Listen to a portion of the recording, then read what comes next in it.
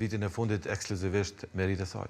Po, për të zgjedhur zonja Osmani sërish presidente, duhet që t'jenë 80 vota në Kuvendin e Kosovës. Fillimisht të qëndrojnë në sallë, por me pas janë hapat e tjerë. Por, thatë që duhet të ketë një lloj reflektimit të partive të tjera parlamentare, zotja Alia. Kemi parë qëndrimet e tyre të deri tanishme, që kërkojnë kandidat konsensual, nuk e konsiderojnë zonin Osmani njeriu e duhur.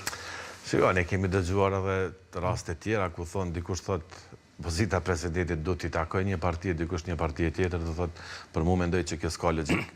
Ajo që vlen është që në krye të shtetit, sidomos në nivelin ndërkombëtar, na duhen persona që janë të dëshmuar. Edhe mendoj që zonja Osmani ka dëshmuar veten që është shumë e mirë në rolin e saj si përfaqësuese e Kosovës në nivel ndërkombëtar.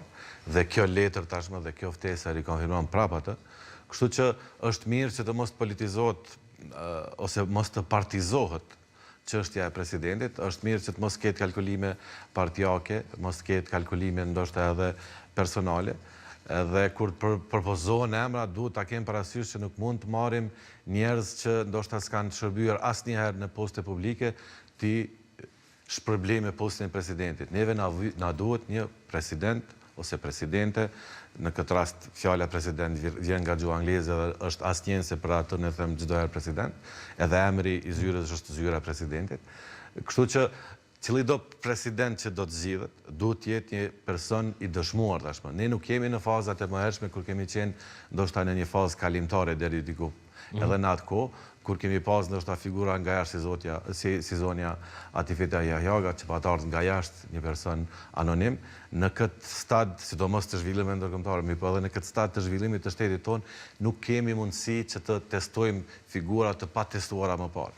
Dhe disa figura që përmenden ato janë figura shumë të rëndësishme të këtij kombi, do të mbesin të tilla përjetësisht. Dhe ka mënyra shumë tjera për t'i nderuar ato figura, jo detyrimisht të përdorim emrat e tyre për pojena politik nga partitë politike. Opozita deri djeshme argumentin që e përdor, njërin nga argumentet që e përdor në planin e brendshëm, thonë që Jozo Osmani nuk ka qenë figurë unifikuese, ka përquar interesat e një subjekti politik, a ka qenë vërtet kështu apo jo? Shiko, në mas të madhe, mendoj që spaku kemi pa që ndoshta edhe në momentet caktuara të mandatit të saj, shpeshherë dhe lëvizje vendosje e ka akuzuar presidenten. Mirë po, ta kemi parasysh një president që s'mban anë, nuk do të thotë që duhet të jetë një president që e mban anën e opozitës. Neve na duhet një president që ka mendimet e tij ose mendimet e saja dhe ato do t'i përcjell. Tash, a janë në linjë me opozitën apo me qeverinë është diçka dytësore. Në raste ka qenë, më shumë raste ndoshta ka qenë në linjë me vendimet ose me mendimin e kryeministit ose vendimet e qeverisë, mirë kemi pas raste kur ka qenë edhe kundërshtuese me qeverinë. Deklarata për çështjen e Bigjozit për raportet me Alatët. Pikërisht, po e dim edhe ato thyrje të mëdha edhe me ministrin e punëve të jashtme. Edhe ajo ka pas problem me faktin që Ministria e Punëve të Jashtme ose qeveria në këtë rast nuk ka qenë aq sa duhet në krye të detyrës ta themi në përfaqësimin e vendit. Dhe do thotë kemi pas epizode ndryshme gjatë mandatit të saj.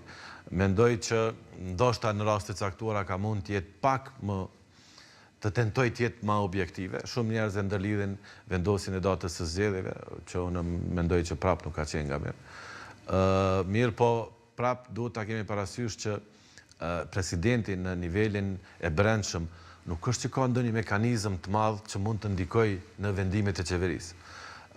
Kështu që roli primar i presidentit, edhe në bazë të kushtetutës, edhe në bazë të veprimeve, është në nivelin ndërkombëtar dhe përfaqësimin ndërkombëtar që bëhet.